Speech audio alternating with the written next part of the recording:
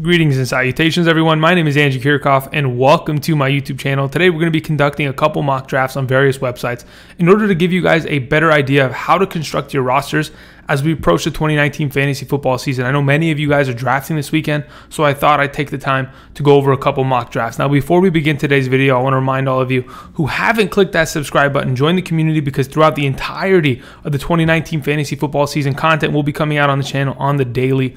And if you guys don't already know, we're almost at that 6,000 subscriber mark, which is an incredible achievement. So I want to thank all of you in advance for the support and love that you guys have been sending my way for the last year plus. Much appreciated. And for those of you who haven't already, click that bell notification button to get notified exactly when my latest videos are out in terms of fantasy football. So thank you again. And also wanted to mention, if you guys haven't checked out my Patreon page, the link is down in the description for for supporting me. Not only can you get my 2019 fantasy football draft guide, play in a league with me, find extra content on my Patreon, but much more, private live stream, stuff like that. Go check that out. All the support helps, so thank you in advance. And for those of you who have already supported me via Patreon, much love. All right. Hey, everybody. How's it going?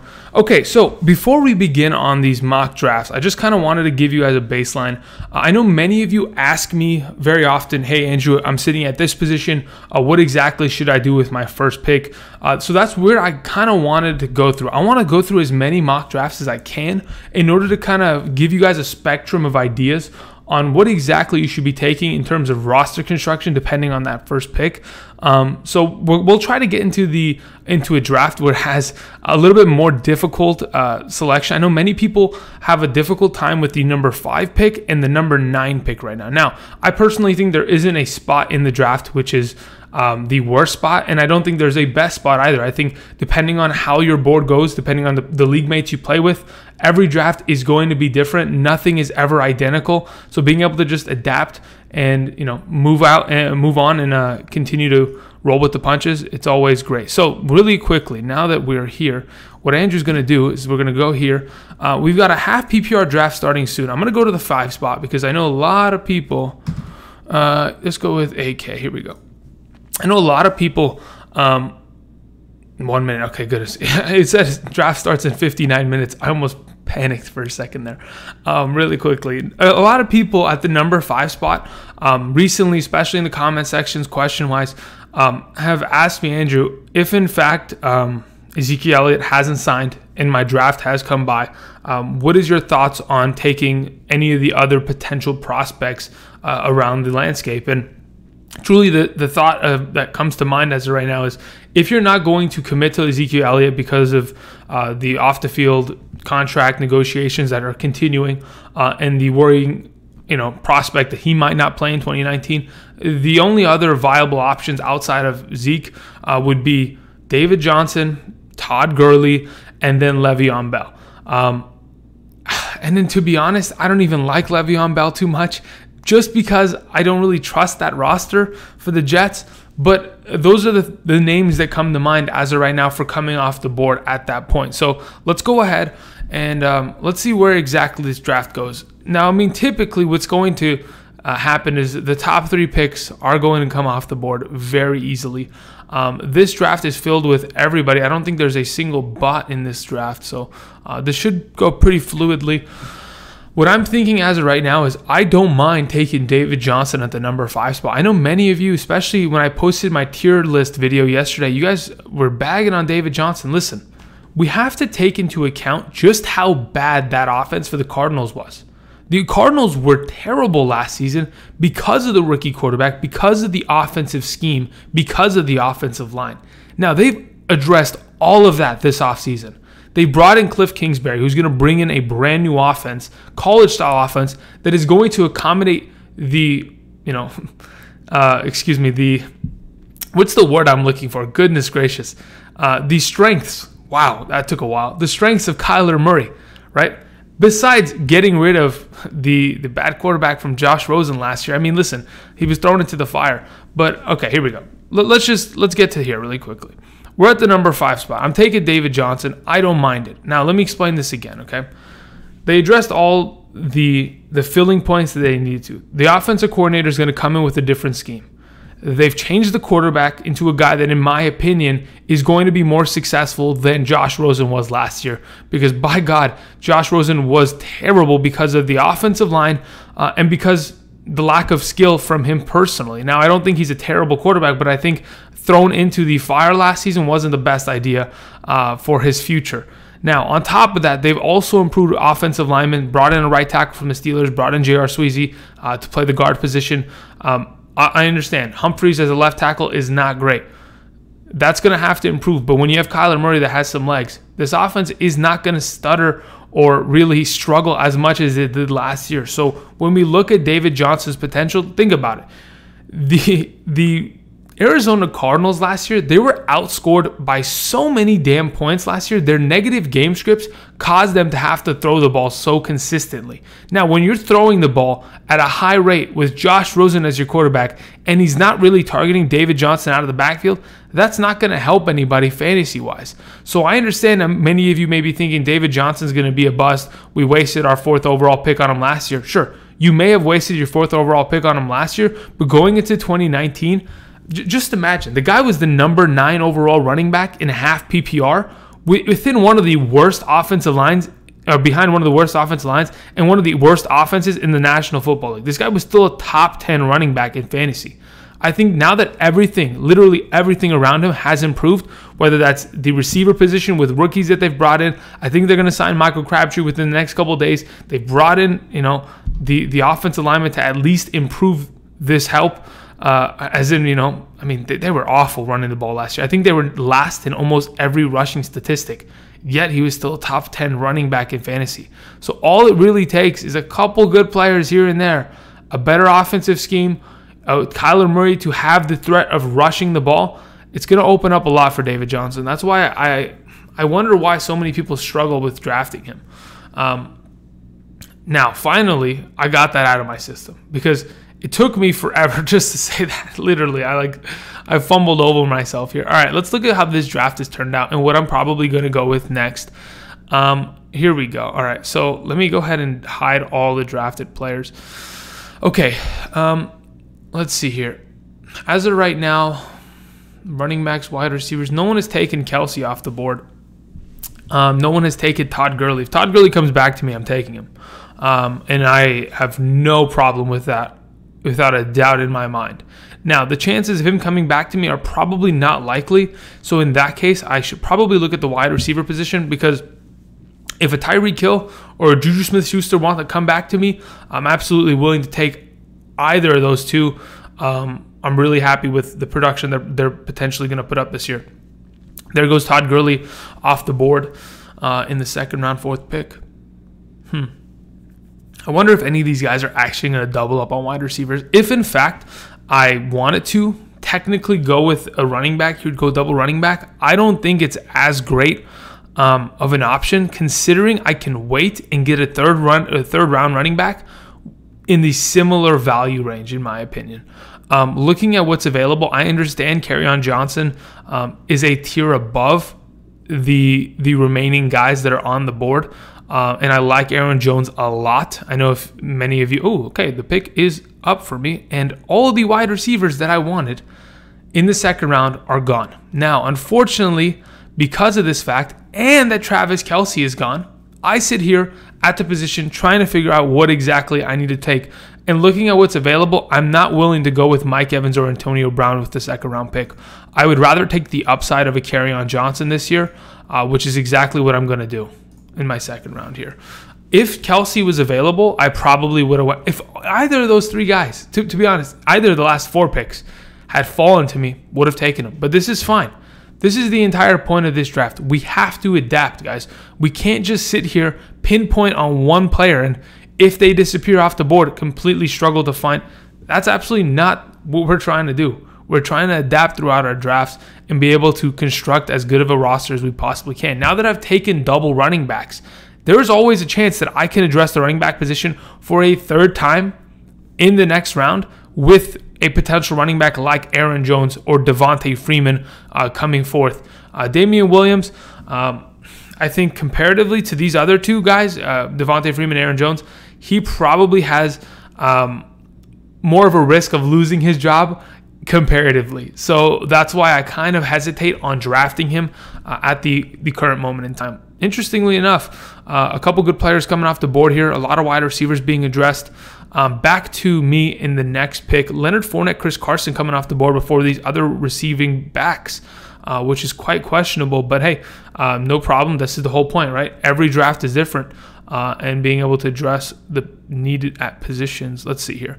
George Kittle, I like the tight end position, but do I like them enough to lock one of these guys down instead of a wide receiver or running back at this point? I think I'm going to go triple running back here, to be totally honest. Now, I understand that doesn't give me much depth throughout my entire roster, but I feel like I can address the wide receiver position later on because of how deep it is. I feel like in the next round, if I can lock down a Robert Woods and then follow that up with potentially a Kenny Golladay in the fifth round, I think that's a pretty solid start.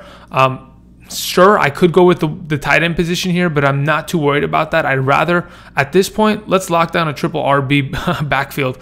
Let's take Aaron Jones. I like that start right there. To be honest, triple RB does not bother me at the slightest because two of these guys are going to sit on my regular RB spots and the other guy's going to sit at the flex, and they're just going to batter teams throughout the season, in my opinion. Now, let's go ahead and see what else comes off this board. Obviously, the running back run, it's going to take place. And now that I've addressed my 3 running backs, I really don't have to look for a running back for quite some time, in my opinion. Now, if we go and look at the running back position that's still left available, I love guys like Austin Eckler and James White right now sitting as low as they are because they have a boatload of actual opportunity and talent that they're going to act upon this season that's going to be pretty valuable and is often left, pretty under. I don't understand why their ADPs are so low. There goes Robert Woods. I guarantee you all the players that I wanted are disappearing by the time it comes back to me. But if Zach Ertz is there in the 4th round, that's not a problem. I think I'd even consider that. But what I was saying, looking at guys like Eckler, from what we've seen this offseason, there's probably a higher chance of Ezekiel Elliott signing his contract than there is for Melvin Gordon. And from what they've produced in this backfield, even going back to last season with Austin Eckler, Justin Jackson, I think they're fully aware and confident with the backfield they currently have in Los Angeles to just move on without Melvin Gordon in 2019. I don't think they're afraid of the prospect of moving on without him. I don't think they're going to have to offer him anymore. If he doesn't want to play, he doesn't have to. So Melvin Gordon here, nope, not even going for it. But taking a guy like Austin Eckler, who's a ridiculously high upside handcuff, who last year in half PPR finished as a top 24 running back. He still has his innate value, whether or not they figure out the contract issues. Now, all the positions I kind of was talking about, Kenny Golladay, Robert Woods, those guys are gone. Chris Godwin sits on the board. Do I want Chris Godwin as my number 1 wide receiver at this point, or do I want Zach Ertz? Currently, I'll take Zach Ertz because I honestly think it can come back to me and I can grab a guy in that Chris Godwin range, whether it's Godwin, Lockett, Kupp, or Boyd. Those 4 guys I'd be perfectly happy with. But here's the thing. I have full responsibility is on me on whether or not I can construct a pretty good wide receiver core. Now, obviously, many leagues play with either 2 wide receivers or potentially 3 wide receivers, which I prefer. So filling 3 wide receivers, in my opinion, at this point, it's going to get a little bit tricky, but I'm looking for guys with high upside. I'm looking for guys like, you see Tyler Lockett right there, Mike Williams. What the heck just happened? Someone just take TJ Hawkinson in the 4th? Oh, now we're getting trolled. Interesting. And Curtis Samuel, these high upside guys, Geronimo Allison's, that really could just sit out with my 3 wide receivers now that I've locked down a pretty good team. Why the heck would you go TJ Hawkinson in the 4th? What are you doing to us? Watch, here comes the Brett Favre pick because he's coming out of retirement. Anyway, so yeah, locking down a couple wide receivers in the next couple picks is going to be essential. Obviously, it's going to really depend on what okay, he's full trolling. That's unfortunate because that kind of throws it off. But hey, that's the whole adapting point. There's going to be someone in your league that makes some crazy picks. There's a reason why, Patrick Mahomes won the 2nd in this draft. I didn't say anything. It's because it happens. Even though it shouldn't, it happens anyway. All right. coming back to me. Interestingly enough, the wide receivers that I really like are still available. Therefore, let me go ahead and actually check, because you never want to too quickly run away from any potential. Looking at the available round, I'm never going to start these guys. Like, sure, if I was in need of let's say, for example, in the third round, I took a wide receiver, sure. This value right here at Tevin Coleman, that's not bad at all. I do not mind that. But currently, considering I have my 3 running backs and my tight end, Tyler Lockett, the number 1 wide receiver for a Russell Wilson-led offense, is a fantastic prospect here. To be honest, comparatively to the rest of the guys on the board, he's the only, I guess DJ Moore can be considered a number 1 wide receiver for the Panthers, but considering what happened to Cam Newton yesterday, if you haven't heard, during the preseason game against the New England Patriots, he got sacked, fell awkwardly on his ankle, and then after the game was seen in a boot. So I don't know exactly what that means. We know that he's coming off of shoulder surgery this offseason, which many people were concerned about, but obviously from what we've seen, the guy's arm is completely back. He's throwing bombs at practice, and he's pretty accurate at that, so that's always confidence growing within him and fantasy owners. But the only concern is whether or not that ankle issue is going to stifle his play, because let's be honest, Cam Newton, a lot of his fantasy value comes from running the ball, and if he's not able to run the ball and be as mobile as he typically is, he's not going to inherently have as much value as some of these other quarterbacks who just want to throw the ball and can consistently put up points, 2 touchdowns, 250 yards a game. So yeah, looking at the available wide receivers, a couple good guys came off the board. Still a lot of value still left on this board in terms of wide receivers. So I'm not tripping at all, to be honest. Mike Williams is a guy that I would love to have as a wide receiver 3, but don't mind him as my number 2 wide receiver. Curtis Samuel, Alshon Jeffrey, Jarvis Landry, these are guys I love at this specific value. Allen Robinson, no thank you. Absolutely no thank you. Christian Kirk, no thank you.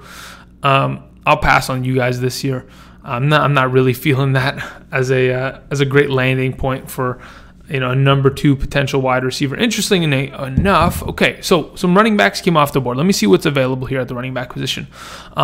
Sure, I could potentially lock down a 4th running back at this spot, but I think I'm going to wait till next round. Looking at what's available, I could lock down Tariq Cohen, but I kind of want to come back and take a guy like Rashad Penny in the following round and try to work off of his upside. But as of right now, looking at the wide receiver position, I like Curtis Samuel, but I'm not willing to take him as my wide receiver 2. I'd rather go with a guy like Alshon or Jarvis. Let's go with Alshon. Again, guys, I've said it multiple times. Alshon Jeffrey is not a sexy wide receiver pick, but without a doubt in my mind, he's going to be able to produce this year at a wide receiver 2 level because he's been that consistent throughout his entire career. Even last season, when he came back from his offseason shoulder surgery, from weeks 4 through 17, he was the number 18 wide receiver in half PPR scoring formats, dude. Even the year prior with the Eagles, he finishes the number 18 wide receiver. So this guy, since coming to the Eagles, now I understand many people may be concerned with his catch rate being very low, but last year he turned it around, turned it to 70% catch rate when typically throughout his entire career was sitting around like at 58, 60%. So he's made some strides to improve, which is obviously a great thing. They bring in other weapons within this offense. They bring in some help via the offensive line, the backfield, a healthy Carson Wentz. I see dollar signs when I look at Alshon Jeffrey. I feel like at this value, I really like the pick. All right, so the quarterback run is coming off of the board. Now, I typically am not going to touch a quarterback ever. Literally until we get to the 8th round, I'm not going to touch a quarterback. Do I want to stack quarterbacks right now? Not really.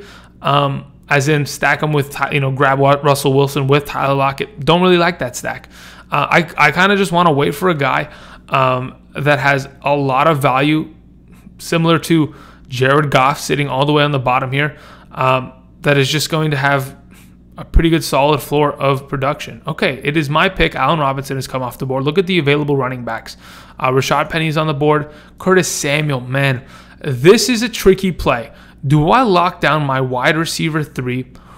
No, there is some good wide receiver 3 talent here on this board. To be honest, I'm going to take a running back here in order just to apply more depth to my roster. Just in case somebody gets hurt, which, Kerryon Johnson and Aaron Jones last year had season-ending injuries. I want to go ahead and have a little bit more value and depth at the running back position, and I think Rashad Penny is the guy to do that exactly for me as of right now.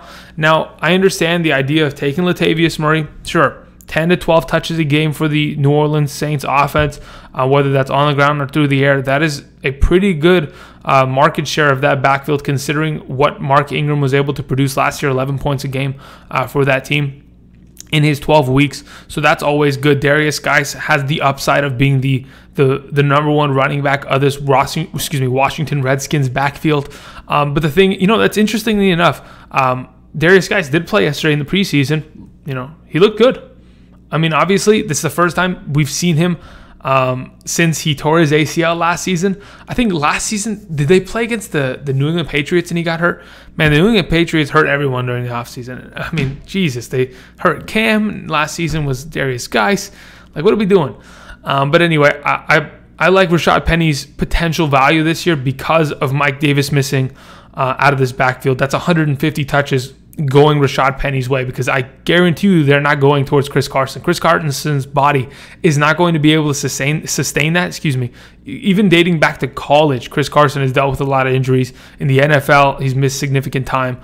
So Rashad Penny is going to be used. I mean, there's a reason why they drafted him in the first round last year, guys, so that they can use him out of this backfield, especially considering how much they want to run the ball there. All right, so now that we've locked down 4 running backs, a tight end, and 2 wide receivers, I'm considering addressing my last wide receiver position here, depending on the value that's presented, because you never want to pass up on, let's say, for example, a really good running back fell to me. Let's say, for example, Latavius Murray somehow fell to me to the 8th round and no one took him. I would consider taking Latavius Murray in the 8th round. Why would I want 5 running backs? Well, depth is king in fantasy. When you play in a 1-quarterback league, depth at the running back and wide receiver position is king. Now, looking at what is going off the board, I thought that said Jared Goff, but goodness, thank you, it said Jared Cook. Looking at what's available at the wide receiver position, my favorite guys sitting on this board, Marvin Jones, Allison, and Scantling. Emmanuel Sanders, another favorite of mine. As of right now, looking at what I have, it's either got to be Marvin Jones or Allison. To be honest, I don't want 2 Detroit Lions. That's literally my only argument for not going Marvin Jones here. Geronimo Allison sitting in the slot for the Packers.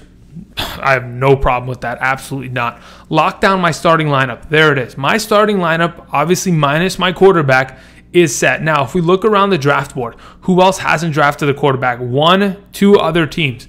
Now, if we go and check what is available at the quarterback position, we still have Jared Goff, we still have Russell Wilson, Jameis Winston, who are all guys that have quarterback 1 upside. I mean, we know Goff and Wilson are absolutely capable of doing so because they've done it throughout their career.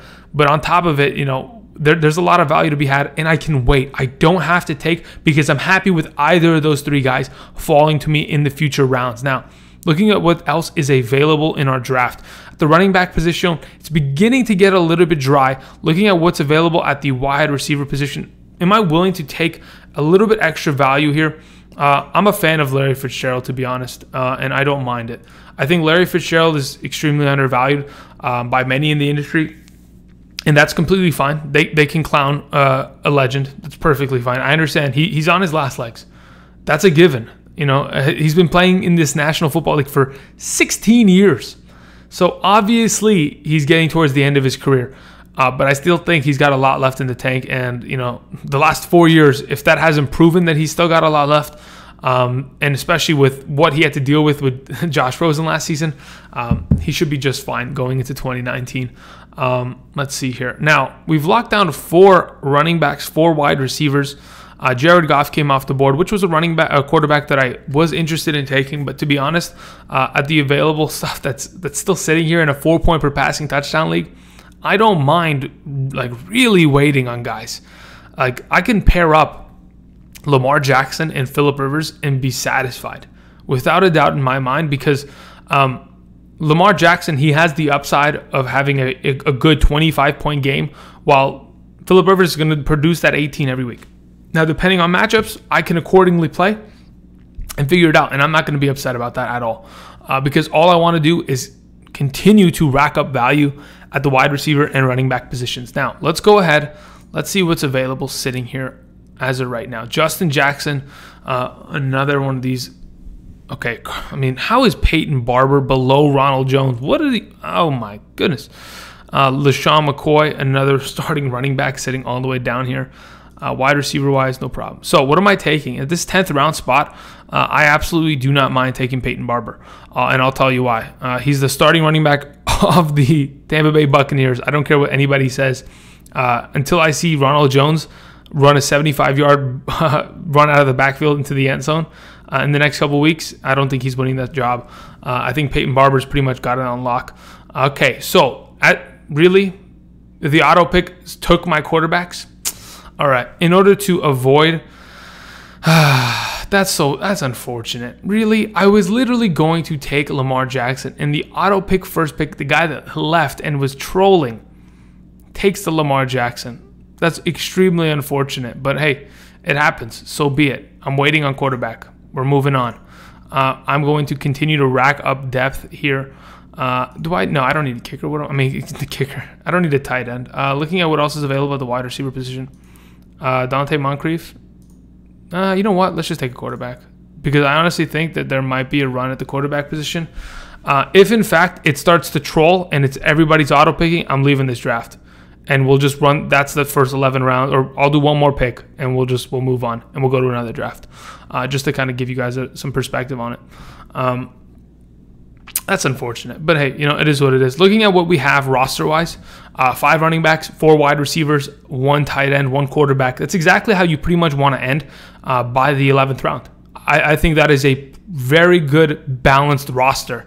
In terms of depth at the wide receiver running back position, you don't need more than 1 tight end if, in fact, you draft one of the top 7, 8, maybe 9 guys. As long as you've locked down Kelsey, Ertz, Kittle, Howard, Ingram, Ebron, Cook, Henry, and who am I missing? Vance McDonald? Yeah, those are the 9 guys. As long as you've locked down one of those 9, I think you'll be fine. So you don't really have to worry too much. Okay, let's see. Is this coming back to me anytime soon? Because to be honest, looking at what's about to come back to me on this draft, which will probably be my last pick, I don't mind taking, I understand people want to avoid LaShawn McCoy, but he can be he is the starting running back of his respective team. Sure, the wheels might fall off by week 5, but I'm willing to take that risk, because if it doesn't, I can trade him for potential value on guys, because I guarantee you someone's going to tear their ACL within the first... I bet you in the next 2 weeks somebody tears their ACL at practice. It always happens every year. Every damn year.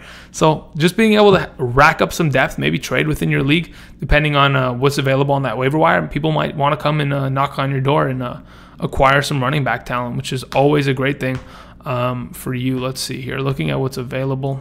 Yeah, you know what? What is the wide receiver position looking like? Who's coming off the board? Golden Tate?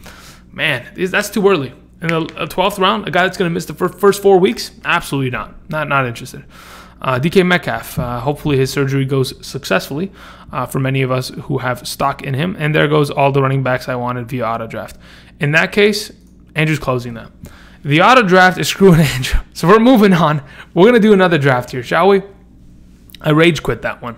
But honestly, the roster depth and construction, I'm pretty happy with, especially at the number 5 spot, which many of you are a little skeptical of, especially for David Johnson. But either way, let's go ahead and let's draft from a different spot. We're going to sit at the number 9 spot, and we're going to try a couple different scoring formats or constructions here, just to kind of give you guys a pretty good solid base. Now, I understand that many people throughout the entire industry are convinced that every season the number 9 spot is the worst spot to pick from. Now, why exactly is that? The top 5 running backs come off the board. Saquon, McCaffrey, Kamara, Zeke, DJ, those guys are gone. Then as soon as Devontae Adams and DeAndre Hopkins, that's 7, come off the board, either the next best running back, which is going to be, I don't know, Gurley or Bell, or the next best wide receiver, which is Tyreek Hill or Julio Jones, come off the board, and they leave you in a position to have to select a player that you might not be fully in on going into this first round and then going forward. So I know a lot of people are a little, you know, that's exactly the sound they make when they get the 9th pick. When they're sitting in their league and they pull out of a hat, Andrew, you have the 9th pick. You go, all right, we'll see. So let's go ahead and let's see exactly what we can do here, shall we? Okay, so like I mentioned, the top 5, okay, here we go. So the top 7 running backs come off the board. In this case, Andrew gets lucky. Andrew gets DeAndre Hopkins, but that's the whole point. We're going to go quickly through this so that we can, you know, try a couple of these drafts. Now, interestingly enough, the available running back that is left on the board going into the 2nd round is Joe Mixon. Do I want to have Joe Mixon rather than a Tyreek Hill or Odell Beckham? Personally, I'd rather have Tyreek Hill. Fully, I don't care. I don't care about the volatility. I don't mind it. Let's try this. Let's see how this works, okay? Because the running back position, yes, it's starting to disappear, but I'm not mad at it. I'm not mad at it at all. Looking at what's available, Devontae Freeman, you're still on the board? Hell yes. Let's go. Let's run it. Now, many of you may have taken Marlon Mack there. Not a problem. You can absolutely do that with confidence. Marlon Mack, what else was available on the board? Chris Carson, great picks. Absolutely great running backs there that all have, you know, potential wide receiver, running back 1 upside in their respective backfield. So great positions there, great picks there. Now, do I want to address the running back position once more, or do I want to take a potential guy that, you know, that have been so consistent at the wide receiver position like Robert Woods? This is where Andrew gets into a 0 RB kind of thing. Now, I'm not trying to go 0 RB because I've already addressed the running back position here. But am I willing to take a Raiders rookie running back over Robert Woods? Just looking at what kind of depth is available at the running back position, if I don't address it now, I might end up being screwed in a little bit of time. So at this moment in time, I don't want to be forced into taking a running back position. But I don't mind the upside of Josh Jacobs this coming season. You know what? We're going to test something out. Yeah, I don't actually mind. Let's try this. Let's go Josh Jacobs here because I think I can lock down. Is it coming back to me? Is he still there? Phillip Lindsay's still there. Damn, I honestly could have just went with Robert Woods, and then if you wanted Phillip Lindsay, could have been there as well, because I want Phillip Lindsay on this roster. I'll take him. Sony Michel, Tevin Coleman, all guys that are great. I'll take Phillip Lindsay here. I'm not even kidding. Locking down 3 running backs after that double wide receiver start, and then go ahead and let's look at what else is available. We have Robbie Anderson available. I mean, quarterbacks, not really needing to address them right now. I mean, I'm not kidding. This is a solid looking roster already, especially when you start double wide receiver first. Not bad at all. Looking at what else is available, to be honest, Lamar Miller or Austin Eckler, I'd rather have Eckler. The upside of him potentially being a starter for the entirety of the season with the Chargers, that's a lot of upside comparatively to Lamar Miller, who, you know, yes, he's been a wide receiver too. I mean, sort of wide receiver. God, I hate that. A running back too for, you know, his entire career with the Houston Texans, but I'd rather have the upside of an Austin Eckler coming off my bench here. I could have addressed the tight end position, but looking at what was available, I got to scroll a lot of it, actually. Where is the tight end position? You know, there is still Vance McDonald here, so that's not a bad pick in the future. Let's see. What else can we address here? Wide receiver, why Sterling Shepard, Larry Fitz, Geronimo Allison, guys that I really like going forward. I'm not taking an injured Kenyon Drake or an injured Cam Newton. That's not a problem. I'm holding and I'm waiting on quarterbacks. To be honest, man, I would actually consider taking Lamar Miller here, and I think that's what I'm going to do here. Instead of taking, I love the depth of running backs, man. I just want to stack up as many running backs as I can. That's just how I am. I just want all the running backs. I want all the running back talent that there is out there in order to just stranglehold the entire league into just getting destroyed by the running back depth that I have. Vance McDonald's still on the board. You know, okay, so we're kind of getting an idea on how this roster comes around and gets constructed. Now, if you don't like running double wide receiver at this spot, let's go ahead and just pick up. Okay, there it is. Done. Okay, we've managed to go through the first, 12 rounds there? Yes, 11 rounds. Okay, looking at the construction of this roster, not mad at all. But I did go double wide receiver to start. Now, let's for example, let's go back really quickly. Let's do the exact same thing where we start at the number 9 spot in a half PPR, 1 flex, and let's let's try to go double running back. Let's see how the roster construction looks from there. Now, again, you see all these running backs come off the board really quickly. Let's say, for example, I'm someone that is of the opinion that wants to run double RB. Fantastic. Let's go ahead and take, Lev Bell right now, because honestly, I think Gurley's going to fall to me in the second round. And there he goes. Damn it, Gurley. Not a problem. Okay, great. I want to go double RB. No problem. I'd rather take Joe Mixon over Dalvin Cook right now. So we lock those two down. What kind of roster construction can we develop going forward? Looking at the available running backs, man, triple RB at this spot isn't bad at all. Gosh, that is not bad. But I could get a TY. No. I want triple RB here. I'm going to take Aaron Jones here. Thank you very much.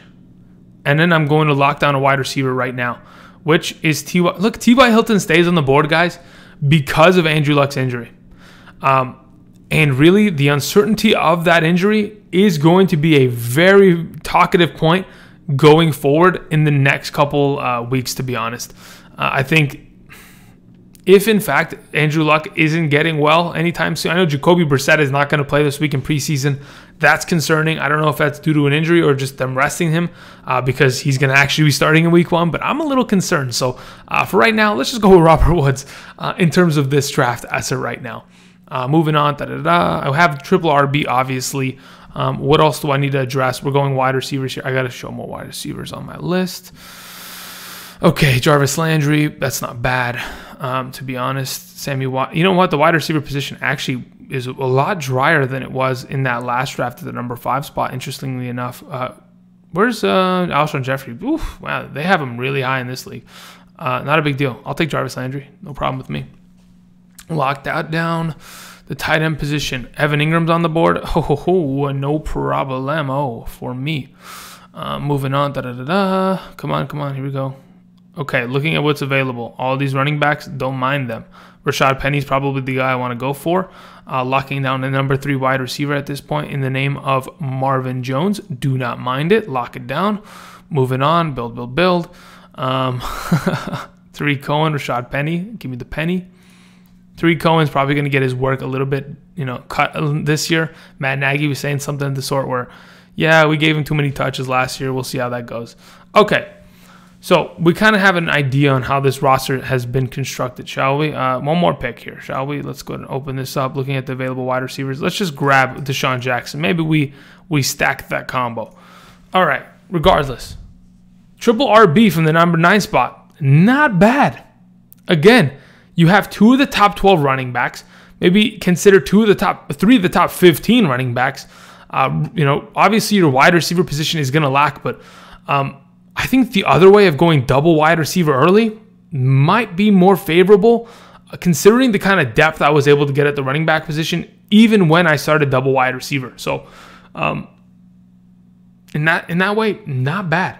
So both ways, there are viable options. I just kind of want to throw that out there really quickly.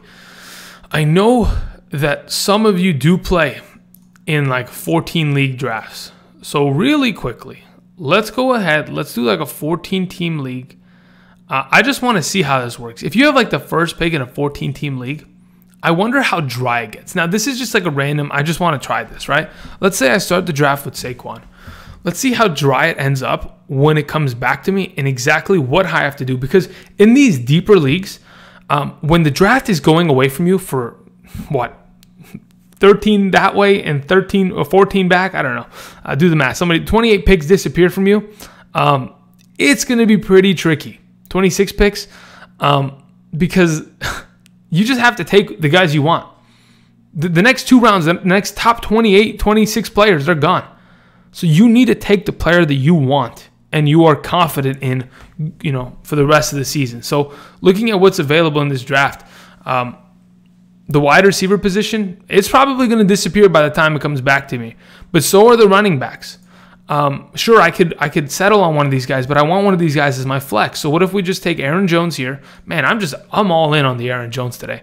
And then we take a wide receiver like Keenan Allen. And let's just wait. Okay, because that's pretty good, solid structure right there. We've got two guys that we're going to rely upon, and we have a good wide receiver there that we can rely upon. Now that it's come back to me, the wide receiver position depleted, the running back position somewhat depleted. Again, like I've been saying, we got to construct a roster in which we're building consistency at the running back and the wide receiver position. Mark Ingram, don't mind it. Tevin Coleman, oh man, that's close.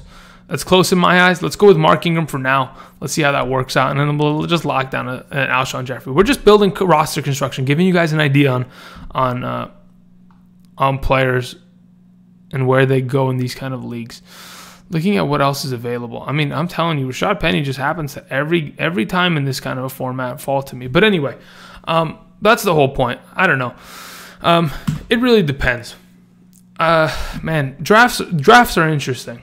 A lot of it has to do with, yes, you have to kind of understand what you want to take early and what you're looking for, but don't be dead set on a specific strategy. Always be able to adapt, because you never know what people in your league are going to do. You know, I had a league last year where someone went with, Patrick Mahomes in like the 5th round, and we all thought, this guy's absolutely insane. What is he doing?